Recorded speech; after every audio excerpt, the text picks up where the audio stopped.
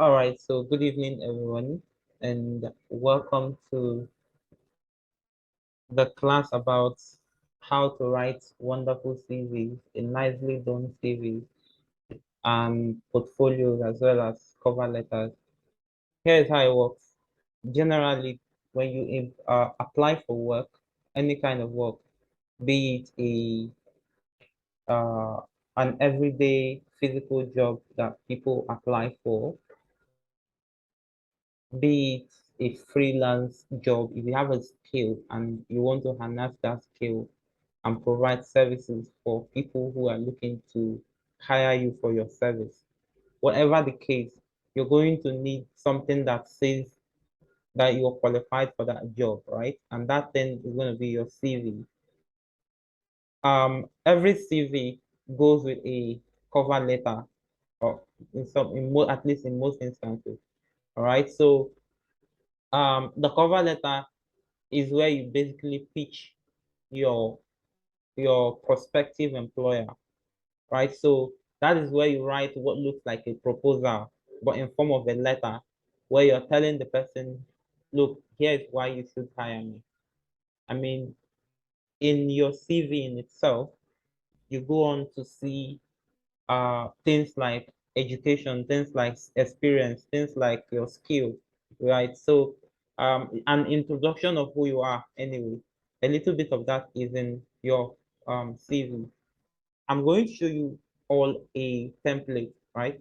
Because definitely when you're building a CV, you're going to need to have uh, well, definitely you can work from scratch. You can build your CV from scratch. You can also use a template, but I recommend you use a template because most times it is quite easier for you to just do these things with an already made template, especially when you're going to need to work for people who are outside of Nigeria. For instance, if you want to provide services for people depending on the kind of skill you have, you're going to need to tailor your CV to suit the country of the person you're providing that service for. Let's say, for example, you're working or you're providing a writing service for a company or a business or somebody in the United States. The CV you're going to submit to that person, let's say you're a content writer, right? So your CV as a content writer is going to be tailored to content writing and is going to be in the format of the United States. Every country has the format they work with, all right? So Nigeria has its own, America has its own, UK has its own, Canada has its own. So you're going to want to go to Google and um, search for basic CV format for a specific country that you want to apply for whatever job you're applying for, right? So depending on your skill, it is um imperative to mention that sometimes it is inherently important for any freelancer to have both CVs and portfolios. Now, see the difference, they are quite different. For portfolios, and I'm going to show you how you can also do that in this training. For portfolios, what it simply shows is your past work, right? The project that you have done in the past. So you're a content writer. What blog posts have you written? What articles have you written? All right. So those articles are the things you specifically put in a place where you call your portfolio. So if you have a website, you have the page, the web page where you put all your past projects where clients will go and check, say, oh, okay, this person has written something like this before, this person has done something like this before. Okay, I think I like this, or I like this person's work, and therefore they make their own conclusion that you can do the work for them, right? So that's what your portfolio does. For writers and for most freelancers, they don't specifically need a CV. For copywriters, for instance, what clients want to see and what they want to know is that you can do the job, right? Even most what are they called now? Graphic designers, uh website designers, all of these people, the people, I mean, all of these skills, the people hiring for these skills are not essentially looking for things, the what school you've gone to, what experience, or what how many years you've worked as a graphic designer. Some people are just interested in what you can do for them. How can you do this project for them and do it well? So in those instances, what they are looking for actually is not your CV or your cover letter. What they are looking for is your portfolio. So most clients will necessarily ask you for your portfolio if you're a freelance writer. And here's the thing. In this training, right, you're going to learn how to build CVs, write cover letters, and build portfolios. Now, this is a skill in and of itself. This skill, you can use it for whatever reason. In fact, when you have a skill, the next thing you want to do is to sell services or sell your service, because you have now the skill is simply your ability to offer a service to a client, right? Or do something for somebody to pay you, right?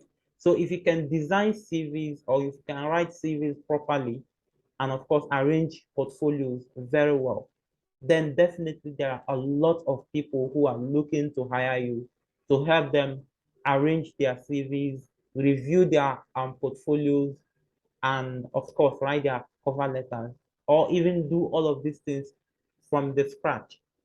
You understand? So what you are going to learn today is very simple. It takes you less than 30 minutes to complete any project on CV, because definitely you're not going to provide most of the things that will be, most of the elements that will be in that CV. Your clients will tell you their experience, they will give you all of that.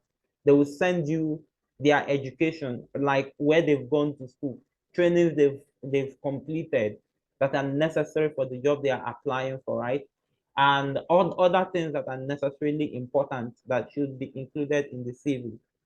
Therefore, you need to know that once you have all of the elements ready, in fact, 30 minutes is a lot of time for you to do everything you want to do on the CV. As for portfolios, you are not the one to build a portfolio for somebody, right? The person you're arranging their portfolio for are the ones who are going to give you examples of the projects that they have done specifically in the past.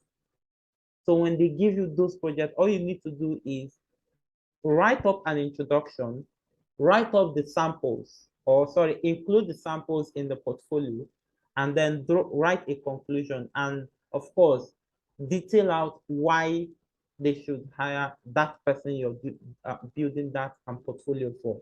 Understand?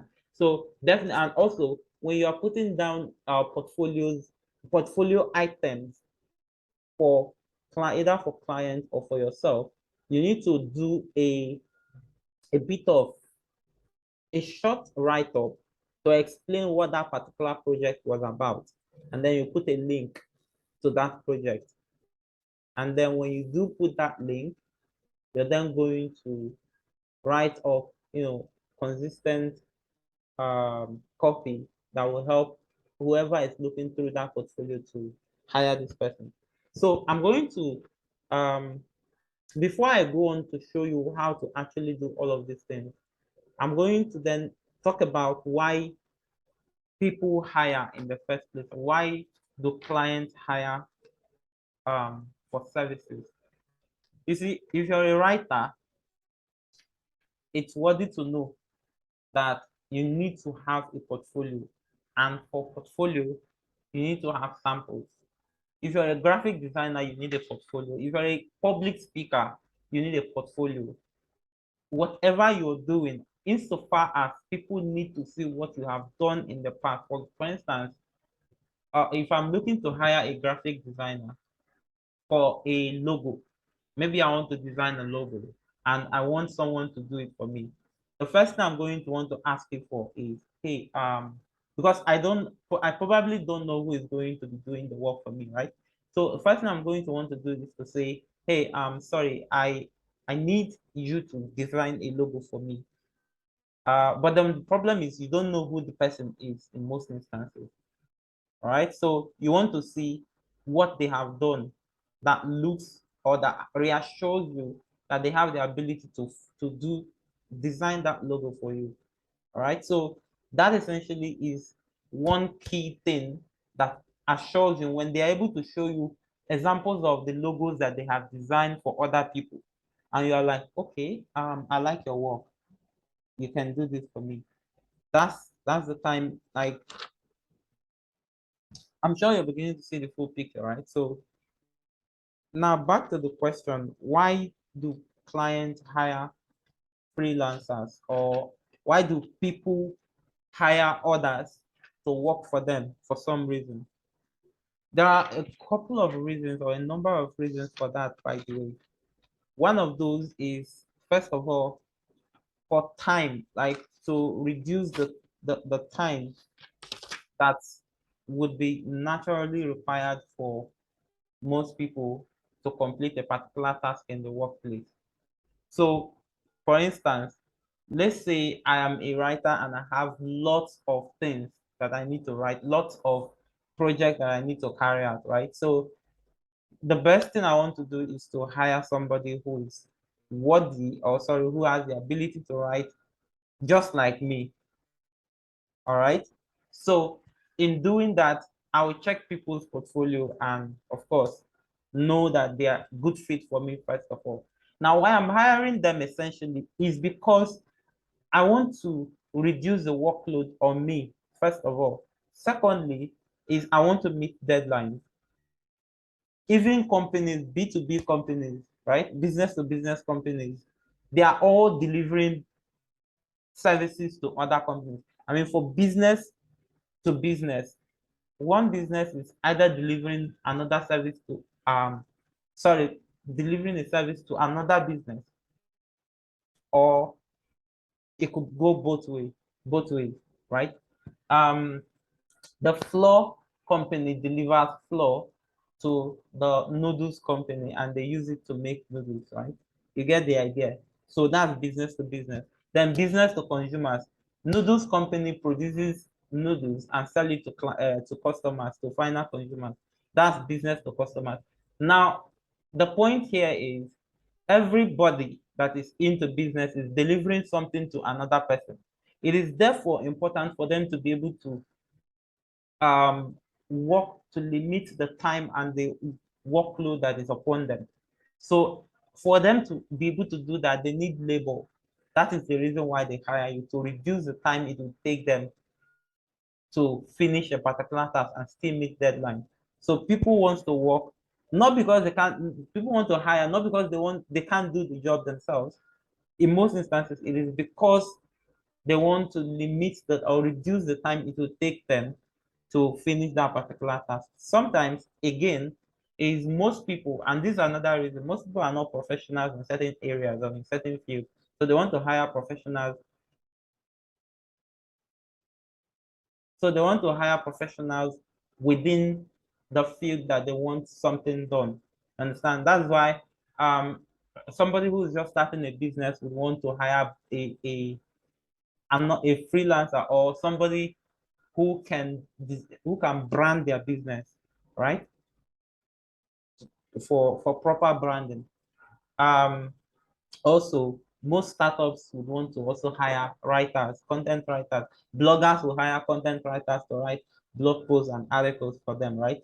So, yeah, I see a question. What's the difference between resume and curriculum vitae? So here's the thing: there's no like notable difference, or although there is a difference, but we often interchange them because there's really not much to differentiate both. They serve the same purpose. They all both of them tell whoever is about to employ you that you are qualified to do the work that they are seeking to employ you for, right? So they are not essentially as different as you would want to say about resume slash CV and portfolios, right? So people use them interchangeably, And I could mention one or two reasons, but it's not essentially important because, like I said, they do the same work. They convince clients that you're qualified to do some job or the other. Now, the next about why people hire, like I've mentioned, to curb the amount of time they put in to do a certain work. I've mentioned that they also do this for them to hire professionals to serve their particular to serve a particular purpose, especially where they are not able to, where the owners or the administrative of a particular business is not able to handle the job in and of itself. So in those instances, they hire somebody else. So another thing is most companies want you to make money for them. You understand? So that's why they're hiring you. They're hiring people hire writers because they want to increase their sales. They want to put out content out there, right? To increase their customer base and make more sales. All right. So you're going to make them more money, not just save them time. So that's why they hire you. Better know how to, of course, deliver on that particular mandate, right? So essentially, for all of these reasons, clients hire generally because they want you to solve a problem for them. You understand? So I be employers. So because they are hiring you, they don't want you to become a pain in the ass. They want you to be easy to work with. So people want somebody who can do the good job. Employers want somebody who can do the good job. Someone who meets deadlines, not someone who misses deadlines. They also want you to be easy to work with. These are the three important things that employers are looking for. They want someone who it will be a joy to work with, somebody who will do a good job for them and somebody who will make them more money, of course, and not miss deadlines. So all of these are very imperative. And if you're going to do whatever work you're applying for, you're going to be diligent with all of these key things I've mentioned. Now, I've talked a lot. I've talked a lot about um CVs and why you should have them, and of course why people hire. So let me go to the real thing and tell you, for those who wants to learn it as a skill so that they can offer services to other people, here is something you should see. All right. So you need to know. Let me share my screen. Like I mentioned somewhere, people actually get paid to design CVs. I'm going to show you from Upwork, from a couple of places. Yeah. Uh, here. So this is Upwork. I'm going to type, yeah, this is a search bar. I'm going to search for um resume. So there's resume writing.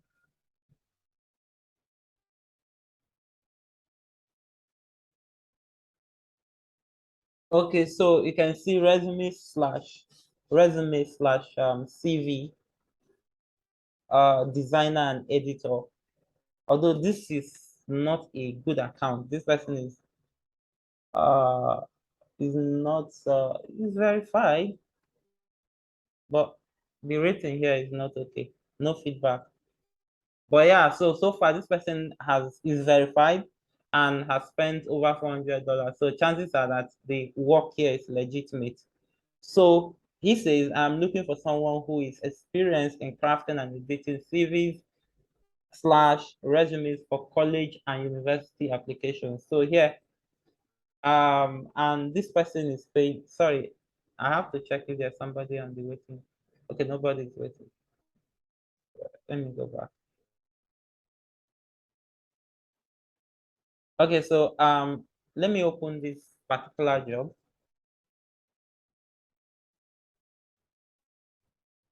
All right, so anybody anywhere can apply for this job, by the way, because it says here worldwide, which means it's a freelance job. It's work for a freelancer, which means after learning how to do this thing, you can go right up and of course apply for jobs like this. And I'm trying to see if he has anything more than what he has already said. Okay, no, so nothing, no more details. So here, um, and if you check here, it says like 859 jobs found, right? On CVs alone, like CV design. Although these guys, look at this other one, resume and cover letter. All right. So this is not a verified account. So I'm not going to waste my time with this particular one. This one too is not verified, so don't waste your time. This one is not verified. You're just going to have to look for verified ones. All right, so this one is verified and looking for architect. No. Oh well, architecture resume. Where is it now? Here. All right, so this person, okay, yeah, this one, he has a budget of $40 for the resume, right? And you can do this job from anywhere. They're coming down to this one. This job was posted 3 hours ago. Verified, and this person has spent over 2K. He's a copywriter, he's a freelance copywriter, and he wants a resume around copywriting. Understand? So that's just it. Look at this one. This guy has spent $200,000 on Upwork alone. This is a very big a customer, by the way. Look at what the hourly rate that he set for his own job. 40 to between 40 to $75 per hour. If you check that, if it takes you 2 hours or 3 hours to complete this project, you can check how long, then you can multiply it by the amount of money that he's going to be paying you per hour, right? So of course, this kind of people have more than one job for you. Let me open this and check if actually there is. Okay. Okay, so if you read the details here, you should be able to find something. So like this is just one place, right? This is Upwork, and there are lots and lots of jobs for you to do here. Here is freelancer. Let me see if I can search for something on here. This is freelancer.com. Let me see. Resume.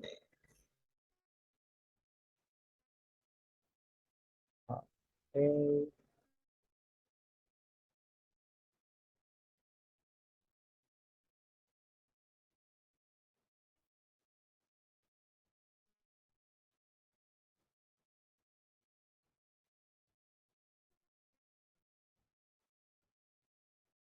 All right, so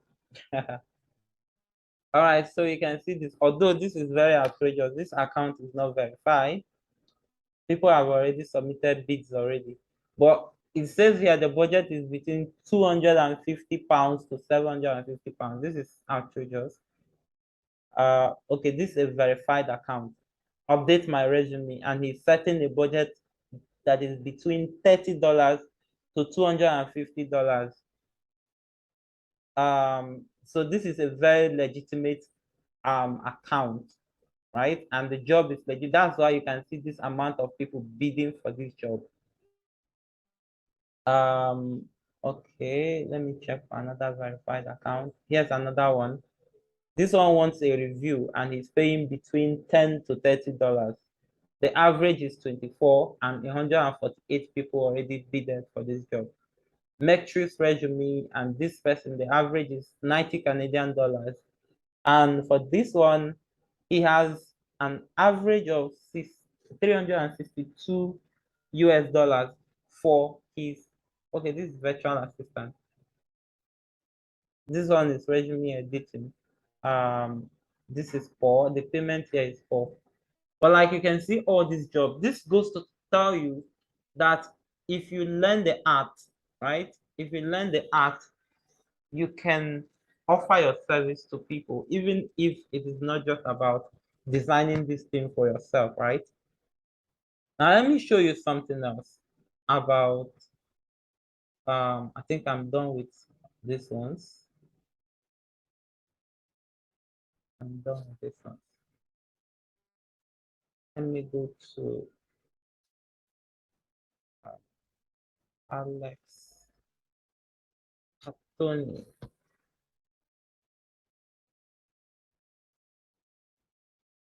So Alex Catoni is a copywriter. I like her work. She's good.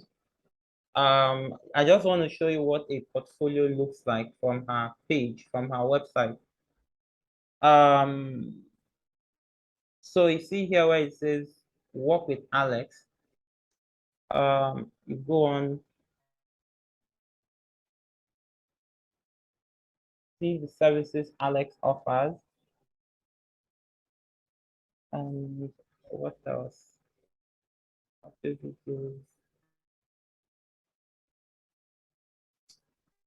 Okay, no, I'm looking for a portfolio now.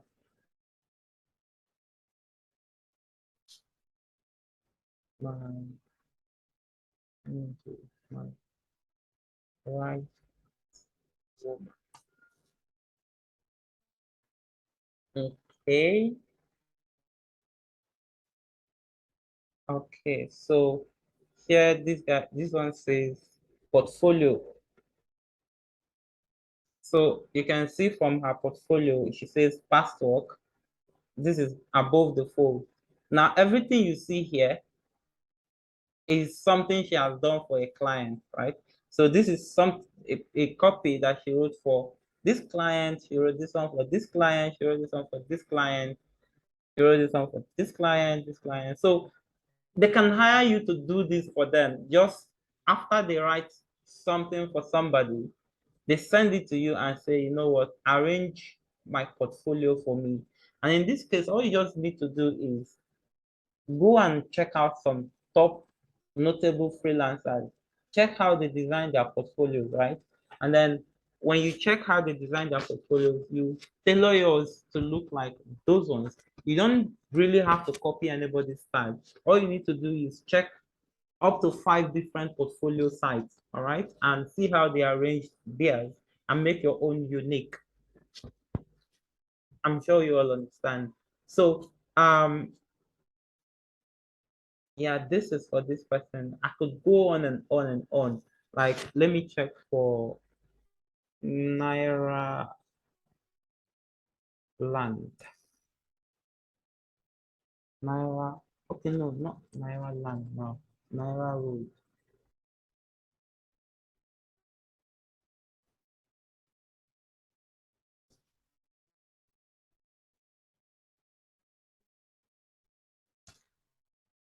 Okay, Naira Road.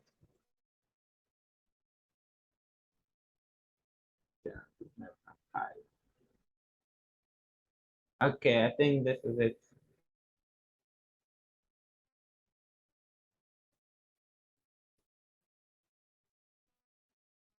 No, this doesn't give me anything.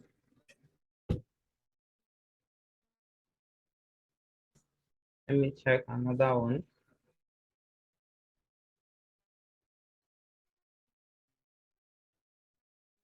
So sometimes if a content writer, all you just need to do is you go to some of these like, and by the way, what you can do is you can go on Facebook, right? Or maybe on Google and search for if you don't know how to search for people whom you can use their samples.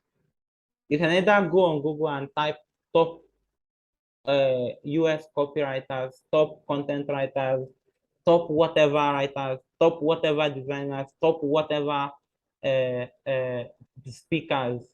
You check their website, look at how they design their website, and you check their portfolios. This one says here testimonials. Testimonials are not portfolios, they are simply what people are saying about your service. All right. So when they tell you, when you go here, you see a lot of people saying good things about how his coaching program is, because Nengli is a coach, is a a copywriting coach, and a very good one at that. So other times, if you are what now, a content writer, all you need to do is you want to check his blog post and note the format he uses in all his writing. All right. So when you do all of that, you can make whatever portfolio pics that your client has given you better. And then you take it directly and post it on their website and arrange it properly. But then, how can you do all of these things without what now? Without stress and without having to break your neck? Very simple. You see, if you're using Chrome, Google Chrome, there's a part of it that affords you the opportunity to access some tools. So for instance, you could use Google Slides for portfolios. Then for CVs, you could use, I think Google Docs. Yeah, Google Docs has a way of accessing yeah, a way you can design CVs. It has some templates. If you can see my screen, so I'm just going to access the Google template here. But if you don't want to use Google template, I'm going to drop a website for you.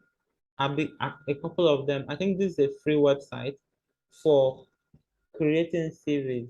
All right. So here you can see CV templates. If you want anyone, you just open any format you want your template to your CV to appear. You use that particular. So if you want this one, you see the top 3 popular ones, right?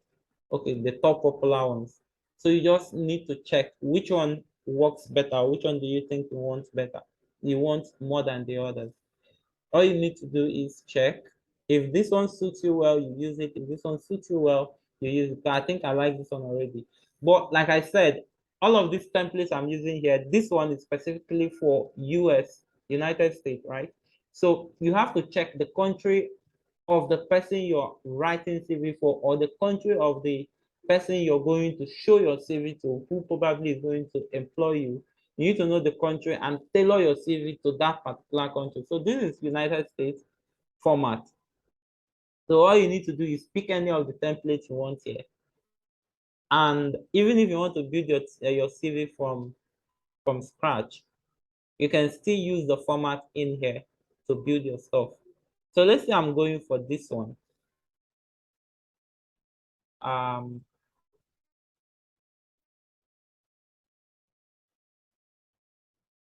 So let it open.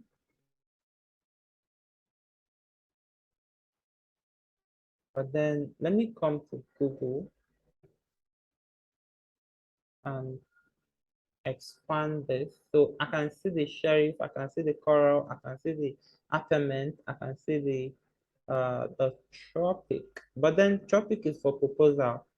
And by the way, you can use this to design your proposal. This is easier if you have a laptop and you work with it. But then if you don't, you can use your phone.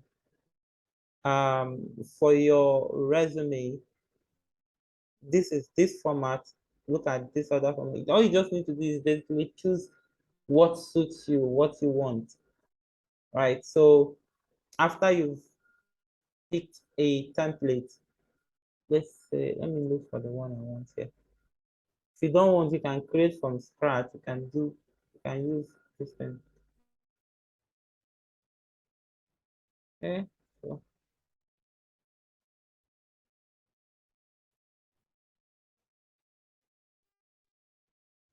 this template.